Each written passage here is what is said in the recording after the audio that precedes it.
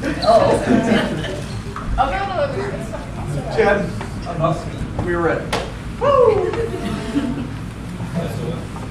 One of the biggest challenges from time to time in Pathfinder ministry is discipline. And how to keep a focus on discipleship at the same time that you need to do discipline.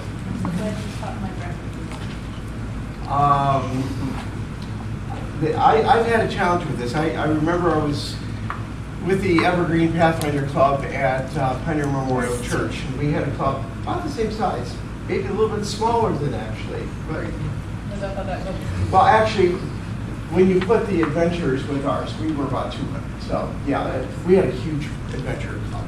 But nonetheless, we're getting ready to do a Pathfinder Sabbath. Okay, Pathfinder Club is putting on church in St. Dwight's Cathedral.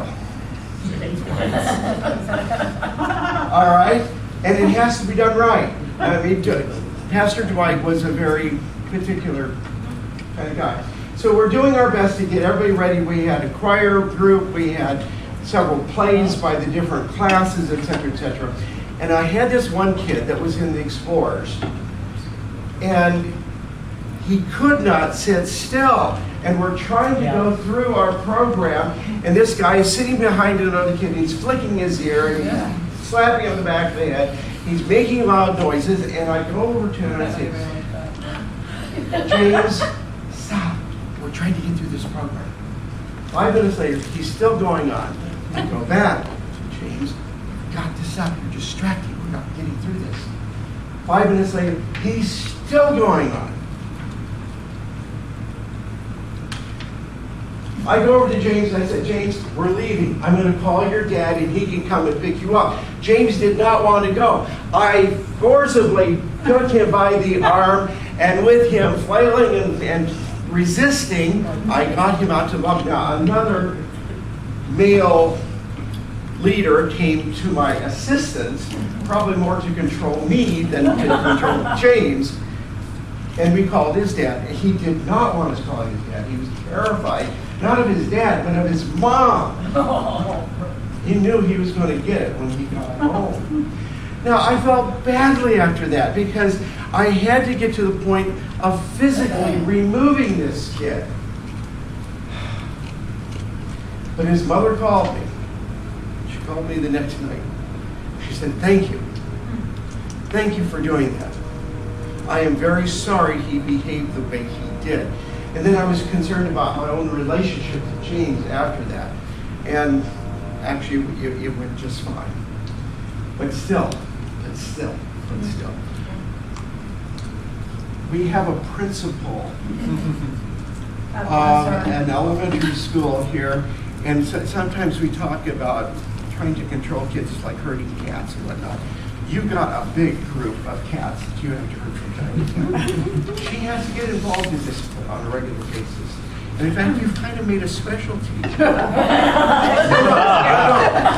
have studied this. I have studied it. You have studied this to the point where you do have a specialty to share with us, as we, as prospective Pathfinder leaders, are going to need to deal with both discipline and discipleship. Thank you for being here to do that. Yes. Is that right? Father in heaven, thank you so much for Rebekah and the work that she does. What an incredible job. But what an incredible opportunity at the same time as these young students, being very impressionable, look up to the principal, are somewhat terrified by what the principal's office from time to time. But when they get there, they find a principal who loves them and cares for them. Thank you that she has taken the time tonight to come and share with us as we strive to become better Pathfinder leaders for you. May your Spirit bless us in a special way, we pray in Jesus' name. Amen. Well, I have to say that I feel like I'm, it went away from me. Does it come back?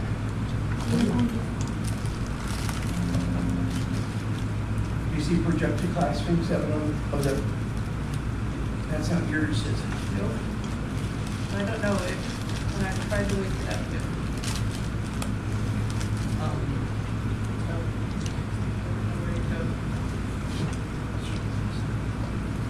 Well, I will say that I've been down at the music festival all day today, and our students that I have brought from Coble, magnificent. They have done such a fantastic job. I may have bribed them with candy, and it was highly effective. Nope. And I did have to speak to 2 other schools for their bad behavior, and it reminded me how blessed I am to work with our students. I think tonight's joyful activity, and I say this because these are prime Pathfinder ages, one young man decided it was going to be fun to go around to get other tables to clap and sing happy birthday, just because it was fun. And so it would rile the entire room up, and it took a while. One of the biggest things I'll say to discipline is proximity. Just standing in their space somehow made things not quite so funny. And so I really appreciated the team that we were working with. Yes, there it is today. There. Oh, it comes and goes. So I want to start by saying our favorite topic is discipline. It's really easy to go to discipline, and yet I think that if you start with discipline as your thought, you've missed the mark. And it starts first with discipleship. And so in tonight's presentation, I'm going to spend a fair amount of time in discussing discipleship and what is appropriate discipleship for children that are between the ages of, and I'm going to share tonight with 6 to 12 more will be my focus. Just because 6 to 12 years old. I'll touch a little bit on spiritual development of 13 to 18, and then, just barely say anything about other ages. I think I'm cursed tonight. You say when they close the file, you can find what's located. Do what? You accidentally close the file, you can find the folder. So it's in his email. So I'll start with, we'll start with, can you share some of your earliest moments where you felt or sensed God's presence or felt spirituality? So any idea? We don't have to journal tonight necessarily. I'll give you an example of one that a really strong spiritual moment in my memory. It's my very first memory, 2 years old, and my parents, something had happened at the church and they had to close the church, and so my parents opened our home to have church in our house. And my room had become the Sabbath school room. And I remember going into my bedroom and just feeling, I think just even in my mind, I could look around and just feeling like my room's been taken over. And it just was so awe-inspiring that my bedroom was going to be Sabbath school. And so I think that's kind of followed me throughout my life. It's really impacted the way I do and think about things, sort of the embedded spirituality in life. Some people, I don't know, any ideas? When's the moment that you felt God's presence? What's some of your earliest memories of feeling spirituality, feeling connected to God? Ted? So similar to yours, I go when I'm at home in Collegedale. I go to something called home church. Okay. This is when we jump home to home. Somebody's hosting it at their house, and it's a group of 40, 50 people, and we have different age groups in the different rooms of the house, and then we come back together for a Bible study discussion / sermon group where we also have singing. And one of my earliest memories of home church wasn't at my house, it was at my best friend's house, but we all got together and sang, and we didn't care how much off key. We all picked up whatever instrument was around the room that we thought would be fun to try. Didn't matter how off key. But then the leader said, let's all sing this song, and then he brought the fact that no matter how off-key we sound right now, God still loves the song we play. Well, that's a really cool memory. I hear a lot of connection in that memory, a lot of sense of being unified in spirit. Any other thoughts or early memories or spaces where you feel connection with God? Yes. I was probably 8 or 9 years old. I was not raised in a Christian. And through Pathfinders and Adventist schools, I became Adventist. And my sister became Adventist first. She's 3 years older than me, but she taught me how to have personal devotion. And I would go on the rooftop. We had like a chicken house, and it was winter time, and so I would go out there in the mornings, like really early. And I just felt like nature and God, and it was just so peaceful and quiet. And so I would just study my Bible and from there. And that was my earliest memory. That's really neat. I hear the connection of nature into that peace and silence space. I think, yes. My probably earliest memory is just from family worship. And we went through Uncle Arthur's Bible story books many times. And my whole concept of God and his interaction with mankind for a long time came from Uncle Arthur. And I'm glad he was as well grounded as he was, because it stayed a long time. But just, my dad's voice reading, and I'm just sitting there and I'm visualizing, I'm there, creation and the story of Adam and Eve in the garden and stuff. So that's probably. So as I'm listening to these, I'm hearing about different stages and spaces of spiritual development. So often in psychology, we hear Erickson has, if you've taken developmental psych, you know that Erickson's got his 8 stages, right? And there's different levels that our life journey takes us through. We also have Piaget and his stages. And one of the unique things that I've enjoyed reading and studying about is the spiritual development of people. And there's different spiritual stages, just as there are different developmental stages. And sometimes they match, sometimes they don't match. And so just as things go wrong if people miss developmental milestones, if you're going through life and you've missed a spiritual milestone, it can set you up for some tough times. And Pathfinders is one of those grounding moments to make sure that you hit your developmental milestones spiritually. And if that happens, it's almost like an immunization. So the work of Dr. Lisa Miller is one of my, she's my current favorite researcher in this area.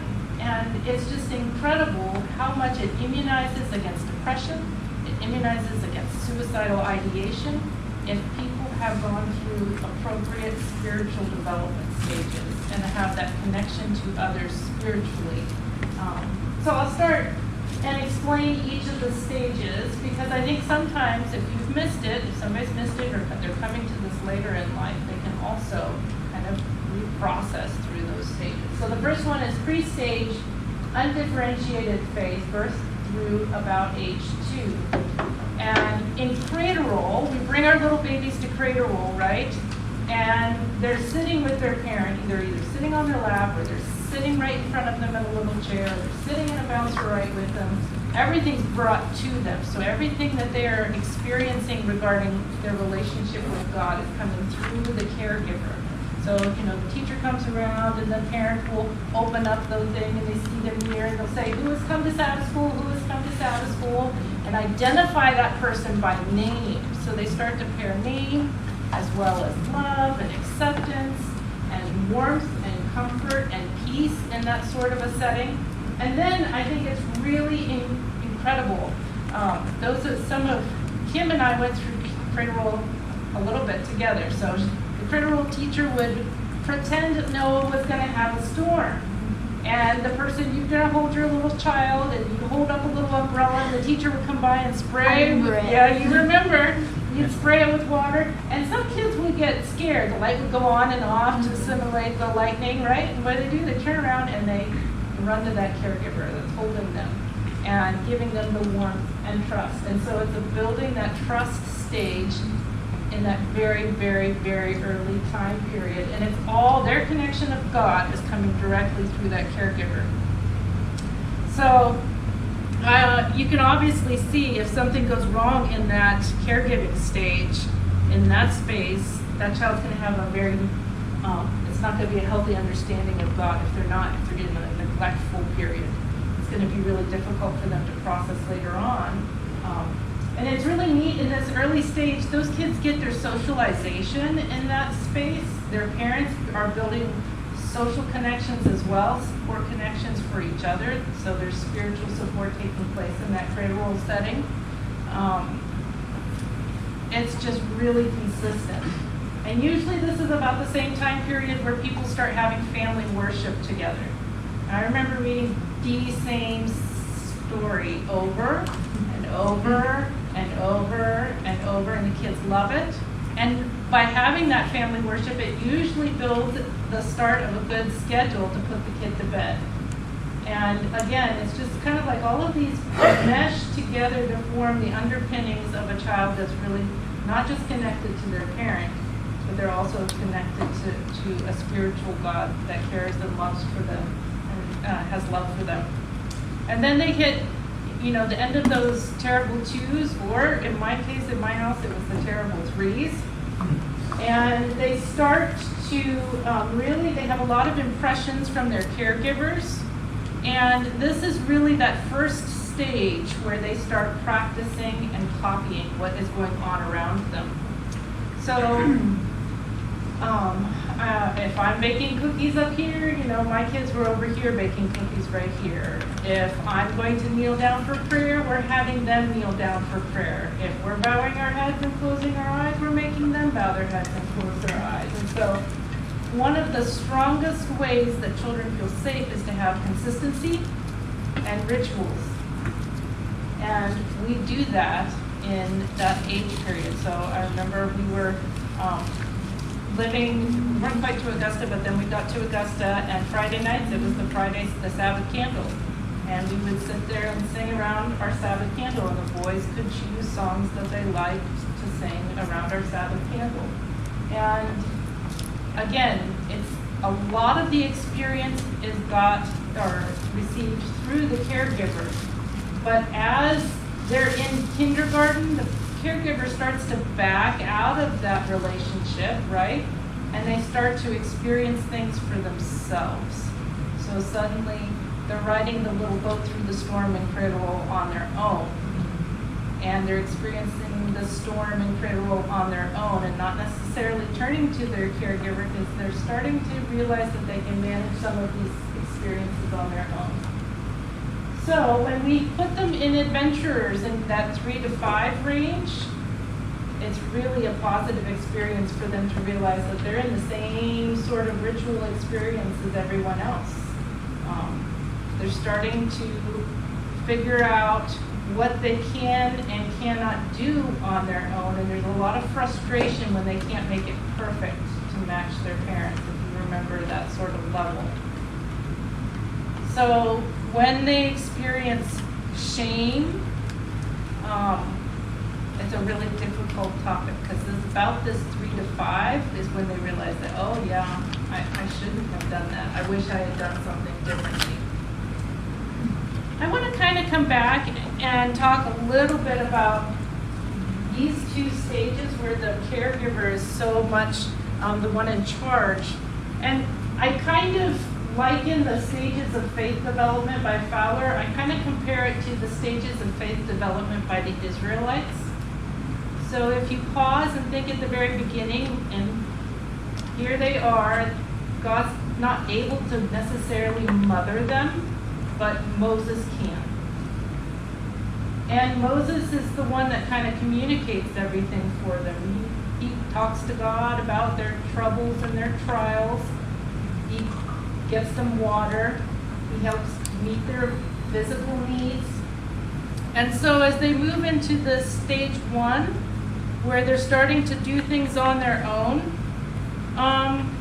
They're starting to pull away from necessarily needing Moses, but they're not quite sure what they need. And so kind of think about that as we continue on into stage 2. And this is where we really start to hit a unique experience. So I'm going to tell you, I walked into kindergarten this week. And in kindergarten, they were learning the story of the manna. And that Sabbath, the manna stayed good from Friday night to Sabbath. And so this was the developmentally correct way to go about this for this age group. Now, we're talking in between these 2 stages. These kids this week they're either 5 or early 6. And I go in, and Lucinda is saying, okay, it's Thursday. Can you go find your manna? It's time to eat your manna. So all the kindergartners spread around the room, and she had hidden these little bean bags that have numbers on them. So they're looking around, they're picking up their manna, and then they're all able to engage together in this imaginative play, and they're like, oh, this is yummy. And then, throw it over your shoulder, and here's another one. This is wonderful. Of course, they're all in this together. And she's like, oh, it's time to go to bed. It's time to sleep. And they all go to sleep. Well, then they wake up the next morning, right? She's pretending, and the manna is stinky now. They're all like, oh, the manna is stinky. We need new manna. So they go around, and they're getting ready for Sabbath. And so she's like, you better get 2 manna this time. And so, of course, they all go around, and they collect their manna, and then she has them clean their little houses. Again, completely imagination. The brooms are not real. Nothing is real. They set aside their manna for Sabbath, then they go back to sleep, and then they wake up, right? And their manna is still good. It's Sabbath, and they sing Happy Sabbath, and it was all imagination. They all had a great, great time, except for one child. This little one, you might think that he's just misbehaving, right? So he finds his first manna, and he chucks it across the room. He thinks it's a lot of fun. Of course, she reminds him, no, they didn't throw their manna. Go try again. So she finds another manna, and as he's looking for another one, he decides it's more convenient to steal it from another kid, right? So he grabs somebody else's manna to eat. Of course, that causes a problem as well. And it looks like he's a bad kid, right? He's making intentional choices to disobey. If you didn't understand that he's struggling, he's struggling a little bit with language. I don't know how to fix it, sorry. Oh, 13. And he's on the very young end of the class. And he's not connected well with his classmates, even on the best day. So what can be interpreted as inappropriate behavior, which is true, the behavior was inappropriate, is really about a lack of connection for that child to his classmates who are all actively engaged in that process, as well as to his teacher. And so thank goodness she went and she pulled him to the side, explained it again, and said, I'm going to do it with you, and modeled it for him. So, again, reestablishing that connection, and then modeling the appropriate behavior and trying to help him make the connection to his classmates. So I think it's just a really unique way of, we can take two perspectives of misbehavior. And so often, when we take a moment to look at what's underneath, the iceberg underneath, we can make different choices and alleviate a lot of our concerns. So, as we look at that stage 1 going into stage 2, if you think back to the Israelites, do you remember when they started to try and do something on their own? They wanted to build that golden calf on their own, right? They were trying to do some misbehavior. They were not quite connected. They hadn't quite made that developmental leap yet. And so God's fix to that was to put the snake in front of them and have them look at the model of the snake. So he's trying to draw attention back to him and reestablish connection. I'm going to continue moving on to the stage 2, mythical literal faith. Yeah. So there's trying to understand fact or fantasy. Have you ever had some students will come to school and they'll tell me all about Dragon Ball Z, and that Dragon Ball Z is real, and they really do believe it. And that's an anime character for those that don't know. Because they can't distinguish the difference between what's on TV and what's real and not real. And so those are children that are kind of stuck in the same space. So one of the reasons why I used to really, really struggle, sometimes I still do, with showing VeggieTales, is because it can make it seem as though the Bible stories are maybe fantasy to those younger children who don't understand the moral story. In fact, they're not really able to fully understand the moral parts of those stories until we get to a later space. Let's see if I can get rid of this. Okay. So when I look at the next one,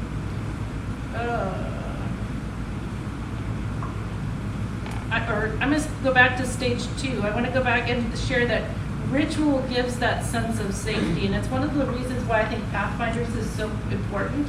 It's got a lot of ritual built into it. You start your meetings the same, you say your pledge of law the same, you have a strict sense of hierarchy and order. It makes sense to kids that this is the way life should be. If you look at Piaget's cognitive development, they are at the concrete operational, and they're just beginning to understand cause and effect. And my favorite story for this 6 to 12 is they're starting to go to struggle with this. I had this little tiny, very tiny, and he was 6 years old in 3rd grade, which is too young for 3rd grade, in case you didn't know. He'd been skipped multiple grades. And he was a smart kid. I don't doubt that at all. In fact, he's doing just fine as an adult now. But I went up to him and I said, I'm trying to explain this math problem. I couldn't get him to understand this abstract concept in math. So finally I said to him, what happens if you touch a hot stove? Like, what's going to happen? He couldn't figure it out. There's no stove in front of him, and he's a super smart kid, but he wasn't quite ready to think abstractly about cause and effect. Cause and effect. So a lot of times it seems, a lot of parents think, oh, I wish my kids were super geniuses, right?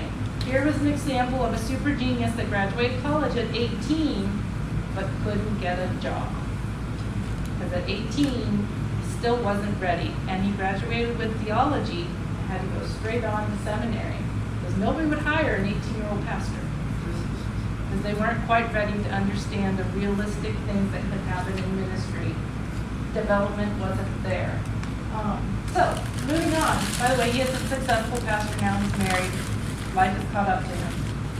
But I think it was a really neat story in understanding some kids just aren't ready to understand.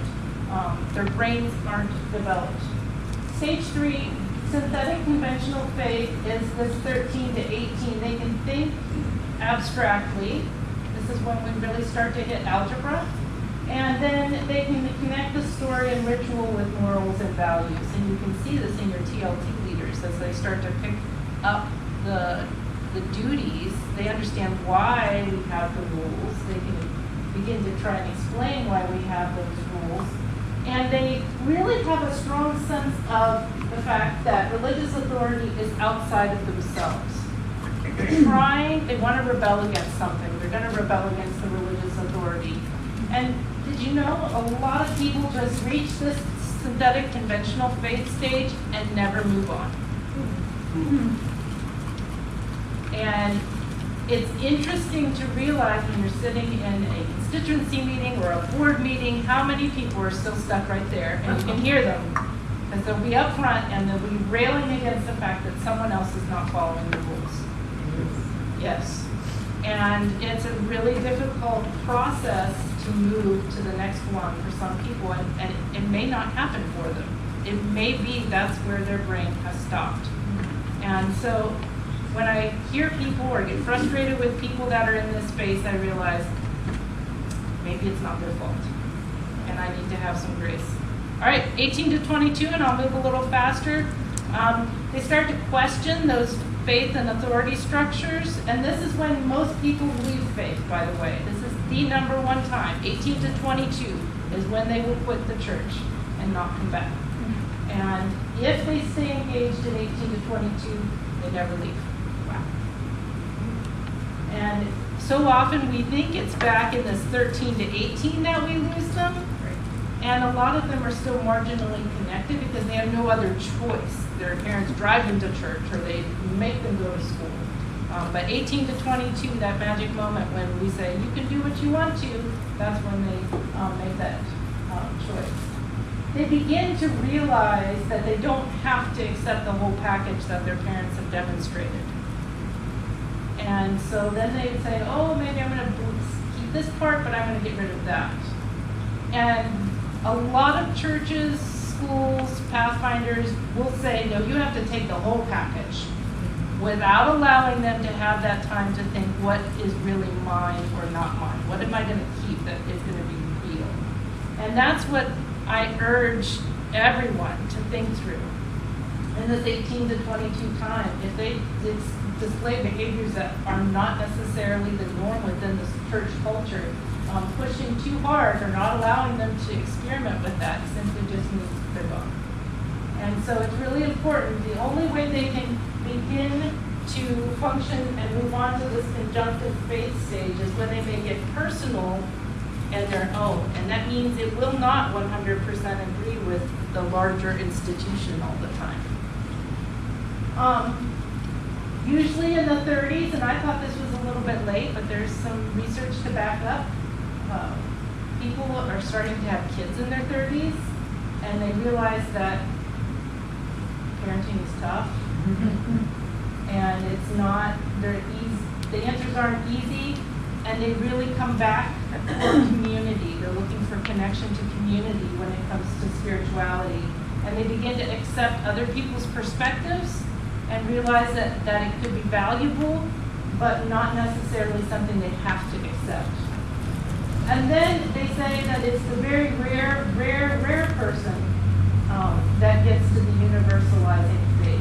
And the big thing that they look for in this is being able to sit with others with whom you disagree and not be condescending.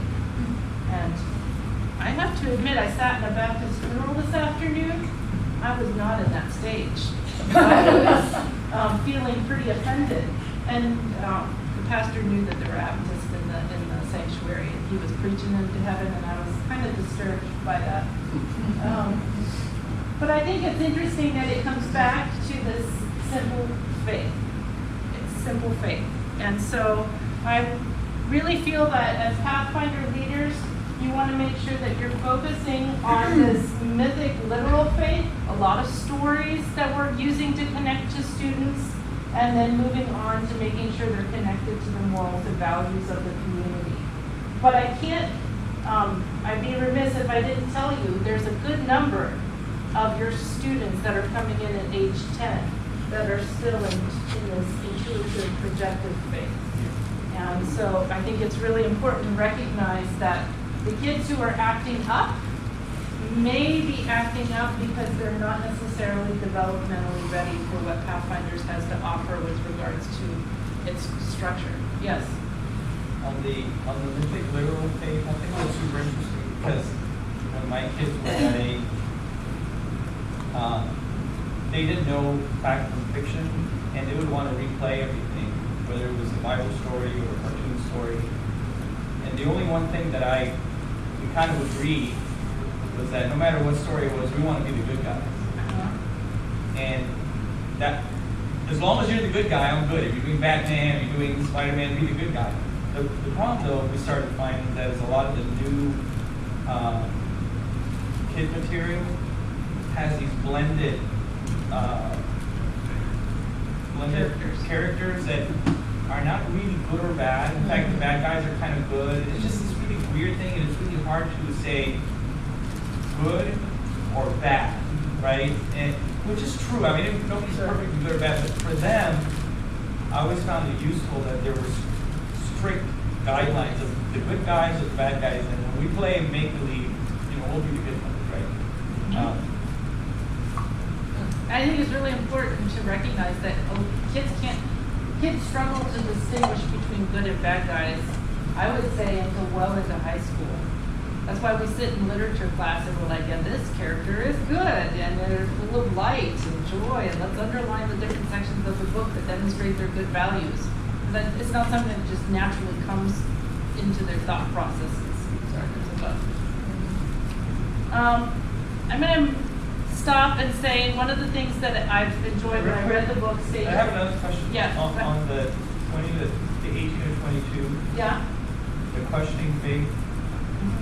Is that healthy, and should we encourage that and kind of go through the process with them, or be the bulwark that says, hey, I've already gone through that, I know all the answers, and I know where you're going to end up. You know what I mean? How do you... So I think... Because I'm in that right now, yeah, I'll be honest. No, I am too. I'm in that right now, and it's I've never been through it, so, I take the advantage, and this is, I'm in the middle of it, the coach on the side. Like, ultimately, it is their choice. And so, trying to stay neutral, because they should already know where you stand. Yeah. Hunter already knows where we stand with regard to Sabbath and what we think about Sabbath. So, it's really hard to recognize that he's going to make his choice no matter what we do. So it probably would be better for us to let him make his choice based on his own values and give him the space to talk that through. And the space to fail if he needs to. That's hard. Yeah. He's better at it than I am, by the way, on letting them fail. Yes. Actually, I'm the perfect example of that. I left the church out of high school, and I did not come back till I got pregnant with Rob. And that's what brought me back, is because, well, and I left for different reasons. I mean, I left because I thought everybody was a hypocrite. That's beside the point. I did eventually make it my own, and that, I can't look at other people, I gotta look at God. But I was really concerned. I think a lot of times kids don't have that space with other adults, which is why Pathfinders become super important. So when Hunter has an issue and may not be ready to bounce his crazy idea off mom and dad, maybe there's somebody else out there that he's willing to talk to. And then that makes a massive difference, I think, in their lives. So I think the closer intertwined our communities, church, home, school, and social, we don't want a bubble where we don't bring other people in, but yes, we want a bubble where the other adults are there for our kids as well. Yeah. One more thing, Yeah. because I learned this early. When my kids were probably in school, I started praying. No, I'm sorry. When they went to middle school, I started praying for God to send people who could influence my kids, because I knew at some point my influence is gone. And I have to allow that, but that God would send other people that they would listen to. So I think that's why Master Guides is such an important thing, because as you're going through this process, you're learning all aspects of coaching and leadership and mentorship. It's not just one little tiny bit. And I think that sometimes we focus only on one aspect of life rather than making it a more comprehensive approach. I got lost in that thought, sorry. Any other questions on this? There's somebody else, there's another one I'm going to share a little bit about you. This is a different guy and his spiritual development theory. And this one comes to us from the Church of England. John Westerhoff. And he looks at it, and I liked his tree ring theory. So you're looking at adding layers of understanding to the tree. and experienced faith when very young, or and I like his addition of new convert. I think this is cool. We receive the faith of those who nurture us and focus on welcome and belonging. So think of somebody who's been through like an evangelistic series, a Revelation seminar series. We surround them with close people. We keep in contact. We want to make sure that they are, in essence, they're receiving spiritual connection through and caregiving through maybe the evangelist or directly through the pastor. And then as they become stronger on their own, it backs off. Affiliated faith, we begin to display the beliefs and values and practices of our faith community. So we begin to take on the characteristics of the group. I love this because isn't that Adventism? They come in and then they start to become vegetarians and then they go vegan and that kind of thing. Or they come in and they might look kind of unique, and then as time goes on, they make changes in their dress or their makeup or how they're becoming part of the church. And you know that they've crossed the line when they can talk and say they know what a haystack is. That is the rule. When they come through the school on a tour, that's one of my, like, oh yes, we have haystacks every Thursday. And if they're like, oh, that's fantastic, I'm like, oh, good, you're Adventist. And if they go, what's a haystack? You are not an Adventist. It's pretty obvious. Moving on, searching faith, sort of that teenage time. We become aware that personal beliefs or experience may not match those of the group. And so when kids start to look around and say, what do other churches believe? And I like that it's said that this occurs as one naturally recognizes that that our beliefs are formed by others, because our spirituality is formed because we are in connection with others around us. We can't not have that impact of being in community. And then own faith. When we claim it as our own, would you still have devotions even if there were no church? Yeah, because it's our own faith. We have moved on to being unique in our spiritual walk. So I have to stop and say, what can impede spiritual development? And one of the biggest things that can impede spiritual development is adverse childhood experiences. And ACE is not that's a big to-do in our world today, and they're recognizing that when a child goes through a really difficult time, it's not just impacting their mental health, it's impacting their physical health for a lifetime. And it can also impact their spiritual health as well. So I love this. I came across this actually today. Religion can be a resource or a roadblock. And I want to say that again. Religion can be a resource for healing or a roadblock to healing. It depends on what's going on. So when I was a child, my dad was a pastor. I was 6 years old. I just started first grade. It was August in Conroe, Texas. And my mom had somehow gotten wind of a new family that had come into town, and she'd heard that they were off, in today's lingo, off-grid. And she wanted to make sure because the lady was pregnant. So we drove way out in the middle of nowhere, and sure enough, this lady had just given birth in a shack. No running water and only 3 sides. And one side was screened. And it was a disaster zone. I mean, everything was just a mess. But they had felt called by God to live in the country. And so this man had taken his wife and 3 kids and put them out in the middle of the Texas heat while he went back into Houston to work. That's an adverse childhood experience. Neglect in some of its highest form. And yet they were using religious rhetoric as a reasoning for their life choices. And so I want to make sure that people recognize that there is such a thing as religious abuse, and it can impede a child's development. You may not know what that child has been through when you go to tell that story in Pathfinders.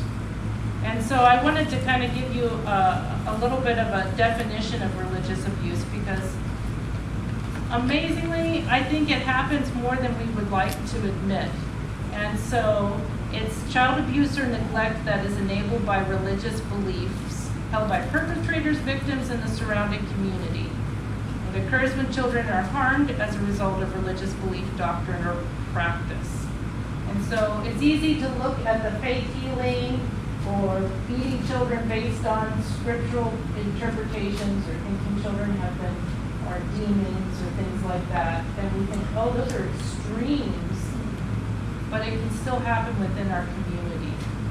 I will share that as a child, the way that the second coming of Christ was presented to me would meet the definitions of religious abuse. It was horrific. It was graphic. It was extended periods. It definitely went on to share about how my parents would be removed from me and would be killed in front of me. And what people in that room did not recognize was the fact that that had happened to me already at that time by an elder that was threatening my family. So not only did I experience the abuse of working within that elder situation, but it was perpetrated or triggered continually for years when that subject would come up.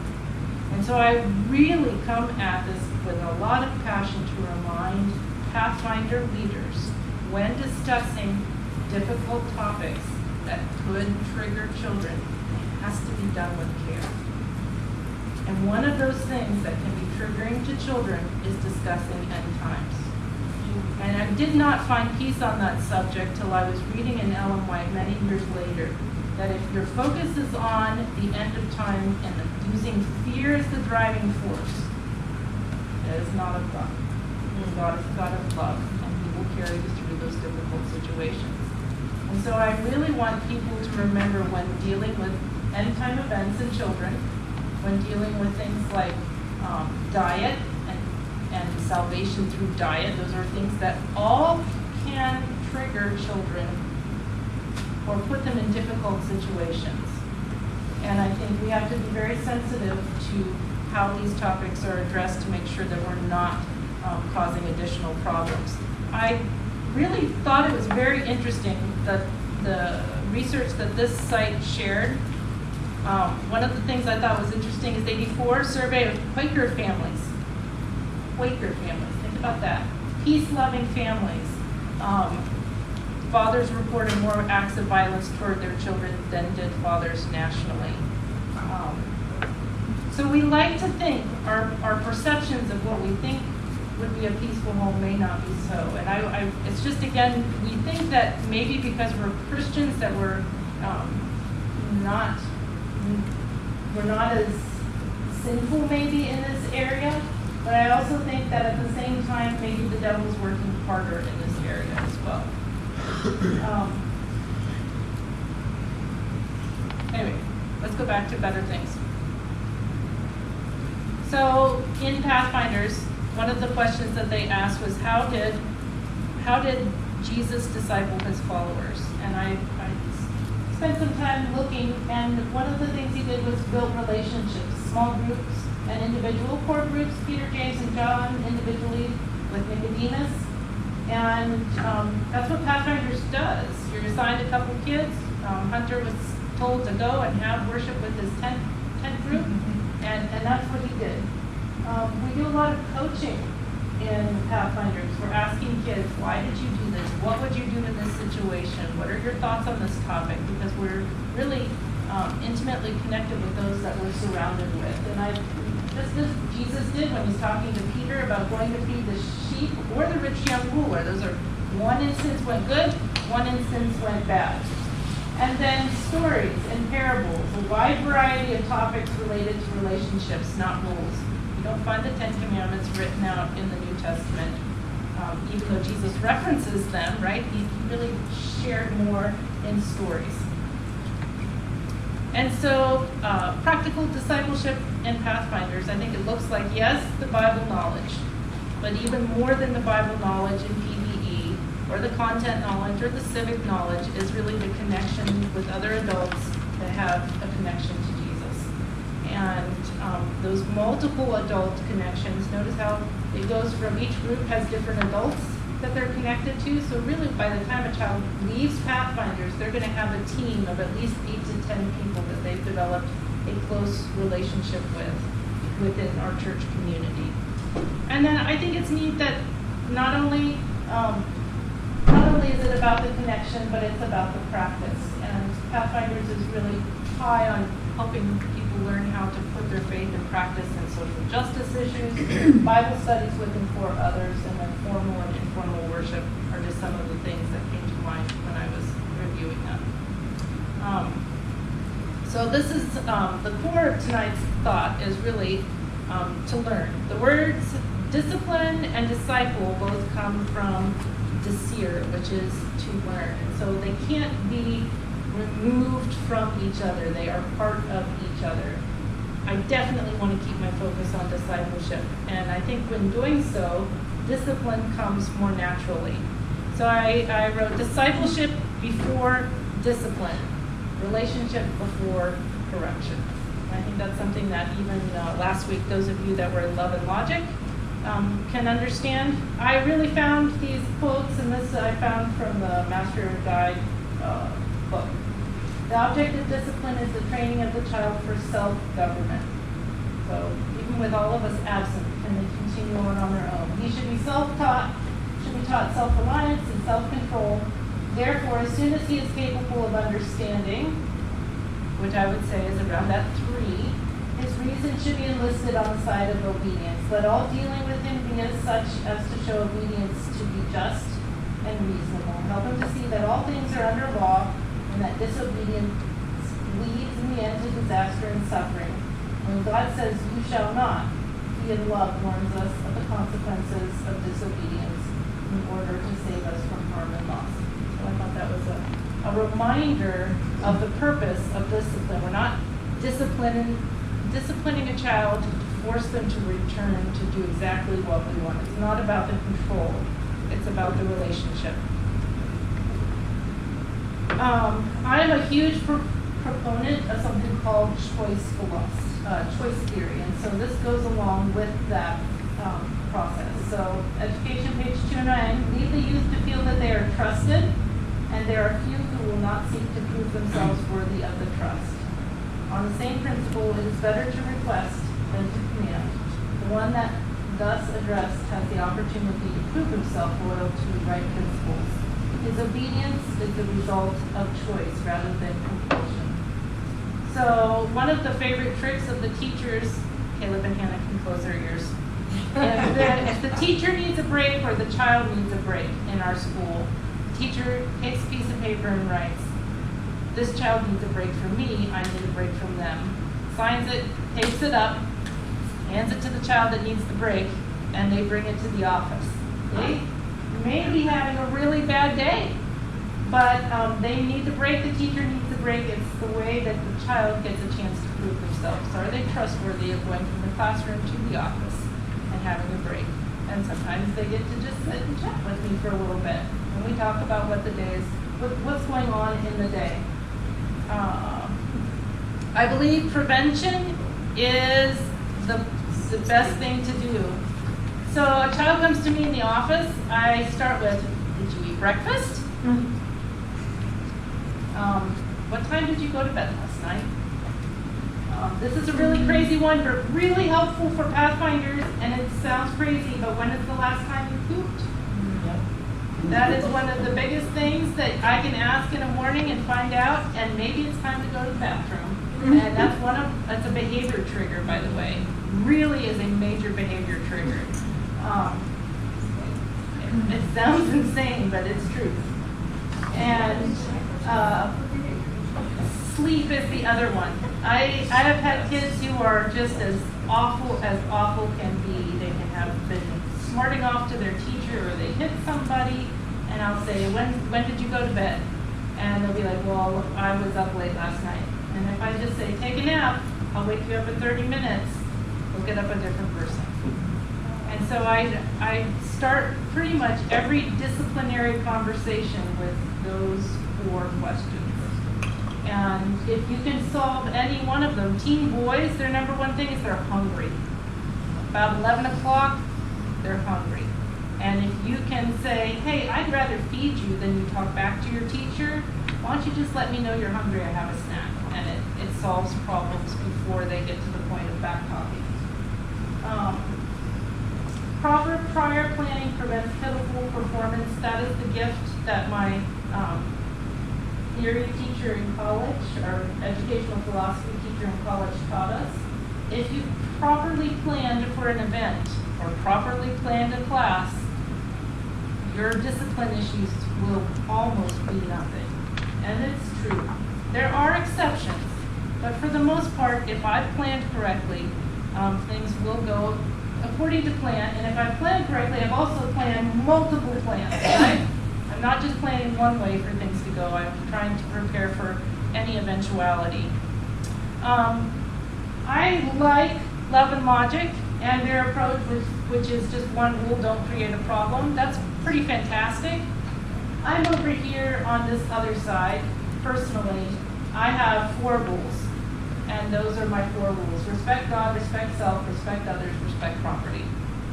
Everything kind of falls under those, and I like the focus on positive. I feel like respect is a positive word, as where when you start with the don't, it starts on a negative word. That's just a picky-moo type thing. But there's also many other things. A lot of people like to have a set of like 50 rules in a classroom, and kids don't care. I don't care when you get that far. However, a child steals a pencil. Well, you didn't respect the property.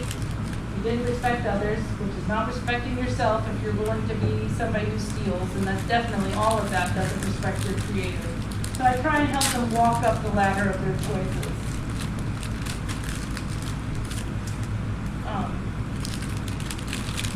Sorry, it should have the words good at the end. The best prevention is to recognize those that are doing good, and that's something that came out of Love and Logic. So tonight in the cafeteria, things are a mess. There's kids creating mess with peanut butter and smearing it on tables. And I don't go to the table that is behaving badly first, because if I did, that would give them the joy of being the first to cause a problem. And so I go to the table that's being good right beside them, and I say, I am so thankful that you guys are eating nicely. Are you enjoying your food tonight? Your table is so nice and neat. I'm really grateful. Go to the next table around them, the bad table, and do the very same thing. How do you like, who likes whipped cream or yogurt? Which is better? I'm so glad that it's all staying in your bowls. You know how to eat. You've achieved. You're ready for high school. You're obviously knowing how to eat. You go to the next table. So I circle the table telling people who are doing good before I go to the bad. And then when I get there, I said, man, you've drawn my attention. It's fantastic. A little bit of sarcasm there I have to be careful with. I'm really disappointed that you've chosen to make a mess. I'm so glad you're going to clean it up while I stand here. And they looked at me, and they did it. And I was really grateful. So I think one of the things as Pathfinder leaders, we tend to just get stuck talking to the kids that are going bad, and it's really easy to see them. The bad jumps out at us. It's just normal and natural. We're drawn to the bad news. But if we can remember to focus on the kids that are doing good, the bad will make better choices as things go on. So I will end with how I manage my classroom discipline. Johnny is behaving badly. I look at Johnny and I say, Johnny, you have a choice to be quiet or to be moved. And I always have some sort of down space. And it's a corner where, they can sit. Usually I have a picture of Jesus looking down on them in that space just for extra fun. And so if they choose to sit quietly in their desk, our problem is over. But kind of pulling on that Love and Logic, Johnny's still misbehaving. I'm so sorry you're continuing to make noise. You'll need to move to this desk now. You have a choice over there. If you stay quietly at the desk, maybe we can work things things out, maybe you can figure out how to settle down, we'll have you come back. But if not, we'll have to talk again.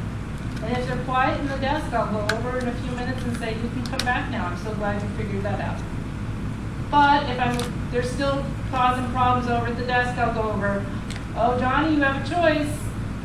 You can either choose to sit quietly and get your work done, or you could write a letter home and let them know what you've been struggling with today. And I'll write a letter home too, so they can know what my frustrations are too. We'll both write a letter home. And if that doesn't work, then I'll say you have a choice to write the letter home, or I can give mom and dad a call right now. And there's always one kid who will push you to the point of making that call home. Every classroom does it. Every year there's that first kid, and you've got to do it. You've got to give that call. Can you come pick up Johnny today? They've crossed the line, and they'll need to try again tomorrow. And I think giving kids the choice to always save face and come back is what is so redemptive about discipline, because that's what God does too. He lets us start anew every day. He forgives us every time, and but He doesn't stop the consequences. He allows the consequences to come, and then He forgives us and lets us go and try again. That's the basis of my discipline plan. I think in Pathfinders it's a little more difficult because you're out in the middle of nowhere sometimes. Mm-hmm. You're out of their typical routine when you're camping, and so it takes a little more creativity and ingenuity. I really recommend for you to go over the rules before you go on any trip or camp out. When I say rules, I mean like what are the consequences of behavior. I also think there's something that needs to be said, and that is there are some kids who aren't within the normal range. They have behavioral disorders. They're on special plans at their school. They're on medications for behavioral management, or they might be psychopaths or sociopaths in progress. And when we continue to allow them to be in the general community without the supports they need to be successful, I'm not saying that they shouldn't be part of the community. I'm saying if they're in the community and you don't have the supports that they need to be successful, you're setting them up for failure and you're harming the other children next to them. So for kids with special needs, when you look at the fact that in maybe a public school setting they would be in a room of 1 to 5, then that should change how Pathfinders manages a child with those special needs as well. Or a 1 to 3. Or some of them even have a 1-to-1 and have an aide that follows them through the school throughout the day. And so that really becomes important for master guides to be on it, with it enough to talk to the parents before you go on any trip. What does this child's school day look in the public school setting? What time do they go to bed at night? If you go to summer camp here at Kahata, they're always asking you about the child's body needs at night. Does this child have any nighttime issues? Just being forewarned is forearmed, and then your discipline is much, much easier. I don't know, questions? Yes? Have you ever had to disciple the parent as a result of not getting the child the help that they need, or Yes. not doing right by the child? Yes. And is it the same method as you would? It was really interesting. So Fowler, the guy that wrote that, talked about a case where he really worked with a parent. It was a single mom that he worked with her as a spiritual, like a pastoral role with her, and was really working on. And he went back to the very beginning part of her past, and kind of really went through some child Bible study before he moved into more complex topics. I think discipling the parents is a must for any community. We like to talk about family ministries, but really it's family discipleship. Not necessarily so much in Pathfinder settings, but it happens in Pathfinders because that's where they come in contact with other parents going through the same thing. Or Sabbath school? Or Sabbath school. I had this one kid, and I taught him Sabbath school, and he did start with Pathfinders. And I ran into him in the hallway, and he was like fuming. He was just completely angry, crying, and I'm like, come here, what's going on? Talk to me. And he started venting, and he said some words that really like startled me. Because I've noticed some behavior issues, and I told, there's a grandparent, recent grandchildren. And so I've been talking to the grandma, young grandma, and she brushes everything off. So he said, I feel like I want to kill everybody. And I'm like, wait a minute, hold on a second. So we were talking, and I had another church officer with me at the time as a witness. And so he vented, he cried, and he said, what can we do to make your life easier? And so we agreed that we were going to do some game night. So the parents are really like, just keep them alive, but they're not interacting, they're not. The child has been through a lot of trauma, but he's not getting anything. And so it was coming out. And I told the grandma, I said, listen, your child says some really serious things, and I think it's time to get him some help. I also told the church officer above me that cases like that sometimes need to be reported. Oh, yeah, I was And about to go there. because we worship together, it's really uncomfortable to be the bad guy.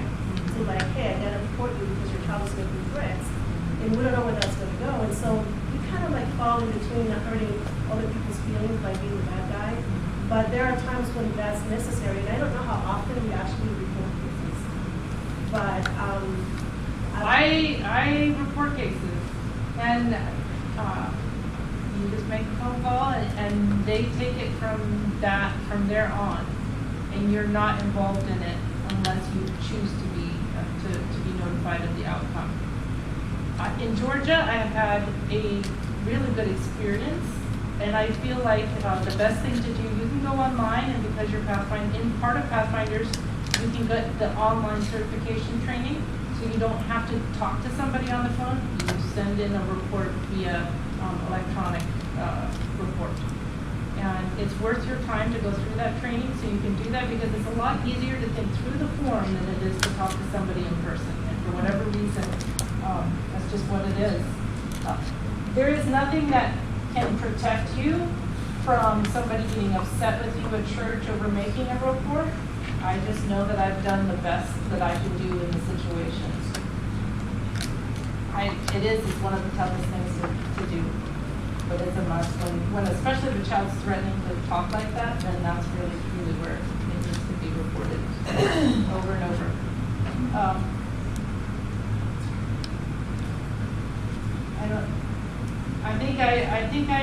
I've crossed the 20 mark last year in reports that I've made in my career.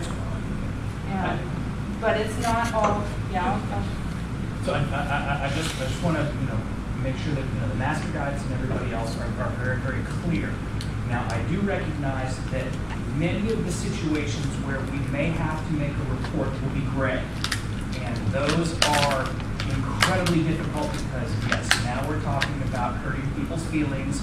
And when I say hurting people's feelings, I remember, my father, who was a school principal as well, he made a couple of reports like that. Next thing we know, one of the dads comes to our front door with a shotgun. So these reports, there can be kickback, and I don't want to terrify everybody about it, but we are mandatory reporters, okay? The gray areas are where, gray areas. Now, what Rebekah's talking about, now the state has a couple of different ways. We can still pick up the phone, call DFAX like we've done for, I don't know, probably before I was born, and make a report that way. Or we can go ahead and do the online training and send out the electronic version. It ends up being a little less personal, and there's a lot more layers that a parent would have to go through for there to be any kind of blowback.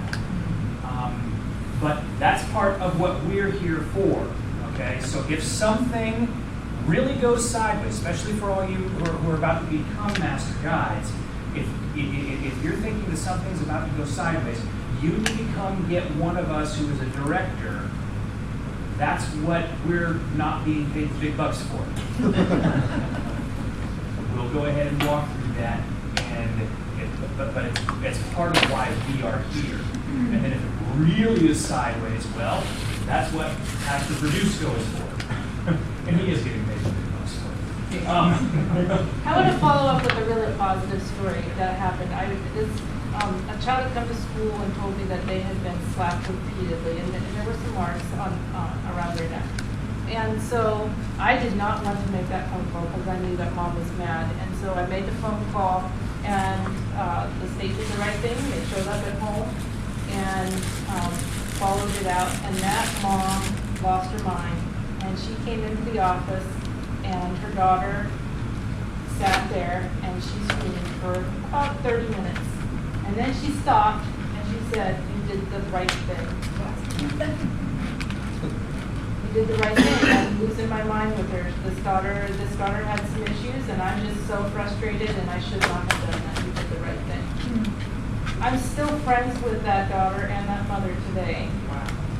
And I just think it bears pondering the fact that just because it feels bad in that moment, and you're walking and discipling these families in that moment, doesn't mean it's the end of their journey. That God is working miracles in their lives for His glory, and we may not understand it at that moment when they're saying those things, but maybe that's what this outside entity is, something that will wake them up and help them turn their lives around. So it's not easy, but it's the right thing to do, and I've seen it work out and be the right thing. Yes, Ted?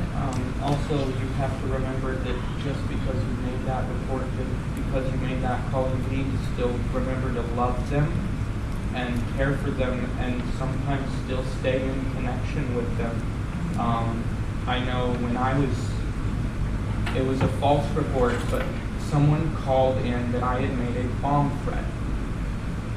The church stopped talking to me. I had no connection with my church group for 3 to 4 months.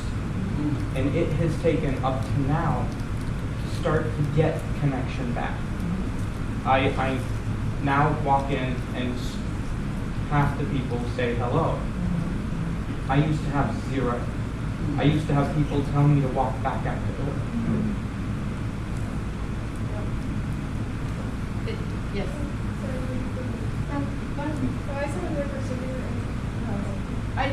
It is part of living in a sinful community that we have to deal with the subject, and yet it makes a difference when we take it seriously.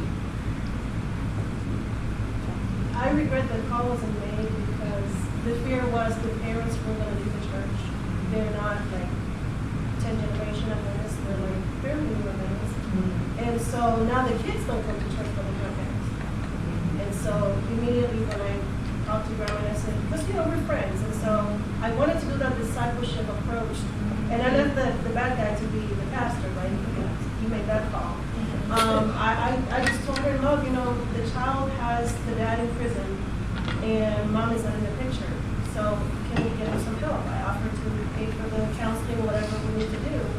And there's like this taboo that counseling is like you have mental issues, you go to counseling. So I do regret that they're not coming to church, the kids are not. And so I'm just hoping that they'll come back. As a direct result of my encouragement to her, she just immediately she turned into his Pathfinder uniform, and it was like my grandkids because we're stepping into which. Yeah. Let's give her all a hand.